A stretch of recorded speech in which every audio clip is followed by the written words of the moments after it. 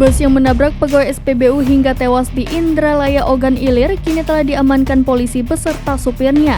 Detik-detik bus menabrak korban bernama Rian pada Jumat 5 Mei 2023 petang pukul 15 waktu Indonesia Barat terekam CCTV di SPBU.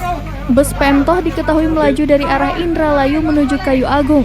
Ejik, salah seorang petugas SPBU menuturkan bus awalnya ingin mengisi solar.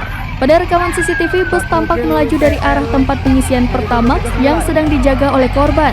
Sebelum menabrak nozzle Pertamax yang dijaga korban, bus sempat berhenti beberapa detik. Setelah bus itu melaju, sementara korban yang sedang duduk tak dapat menghindari bus, tubuhnya tertabrak dan terseret sekitar 2 meter. Korban meninggal dunia saat dalam perjalanan menuju rumah sakit dan jasad korban sudah dibawa ke rumah duka di Desa Tanjung Agung, Kecamatan Indralaya untuk dikebumikan. Sementara supir bus nyaris dihakimi massa, namun diselamatkan oleh petugas kepolisian yang datang ke TKP.